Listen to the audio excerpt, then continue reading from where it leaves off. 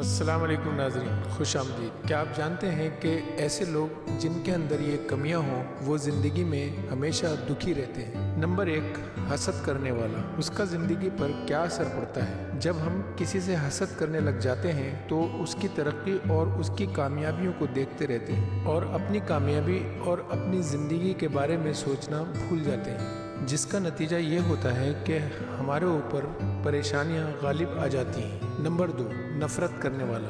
اس کا زندگی پر یہ اثر ہوتا ہے کہ جب ہم کسی سے نفرت کرنے لگ جاتے ہیں تو اس کی چھوٹی چھوٹی بات بھی ہمیں بری لگنے لگتی ہے، بھلے ہی وہ ہمارے لیے کوئی بھلائی کا کام ہی کیوں نہ کرے، لیکن وہ ہمیں برا ہی لگے گا اور ہم ہمیشہ کے لیے اس سے دکھی رہیں گے۔ نمبر 3، ہمیشہ غصہ کرنے والا۔ اس کا زندگی پر یہ اثر ہوتا ہے کہ جب ہم بات بات پر زیادہ غصہ کرنے لگ جاتے ہیں تو وہ غصہ ہمارے قریبی اور دور کے لوگوں میں نفرت کو جنم دیتا ہے، جس کا نتیجہ یہ ہوتا ہے کہ لوگ ہم سے بچنے لگ جاتے ہیں اور ہماری اہمیت بہت کم ہو جاتی ہے اور ہم دکھی ہو جاتے ہیں۔ نمبر 4، ہمیشہ وہم کرنے والا۔ اس کا زندگی پر یہ اثر ہوتا ہے کہ جب ہم بہت زیادہ وہم کرنے لگ جاتے ہیں تو ہمیں ہر چھوٹی بڑی چیز سے خطرہ نظر آنے لگتا ہے، جیسے کہ ہمیں اگر زیادہ کھانسی بھی آ گئی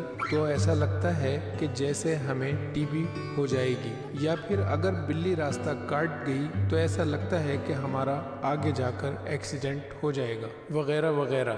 اور یہ وہم ہمیں اپنے اوپر بھی ہوتا ہے، جیسے کہ ہم نے گیٹ میں تالا لگایا یا نہیں لگایا، یا ہم نے کچن میں گیس بند کیا یا نہیں کیا، اور ہمارے بہت ہی قریبیوں پر جن سے ہم بہت زیادہ محبت کرتے ہیں ان پر بھی شک کرنے پر مجبور کر دیتا ہے، اور نتیجہ یہ ہوتا ہے کہ ہم زندگی میں بہت زیادہ دکھی ہو جاتے ہیں۔ نمبر 5، دوسروں کے سہارے راستہ تلاش کرنے والا۔ اس کا زندگی پر یہ اثر ہوتا ہے کہ جب ہم چھوٹے چھوٹے کاموں میں کسی کی مدد لینے لگ جاتے ہیں تو ہم کمفرٹ زون میں چلے جاتے ہیں، یعنی کہ ہم ہر کام میں دوسروں کی مدد سے آگے بڑھنے کے عادی ہو جاتے ہیں اور ہر جگہ ہماری مدد کرنے کے لیے لوگ نہیں آ سکتے، اور نتیجہ یہ ہوتا ہے کہ بہت سارے ہمارے ترقی کے کاموں میں ناکامی ہمارا مقدر بن جاتی ہے اور ہم دکھی ہو جاتے ہیں۔ نمبر 6، غیر مطمئن رہنے والا۔ اس کا زندگی پر یہ اثر ہوتا ہے کہ بہت کچھ ہمارے پاس ہوتے ہوئے بھی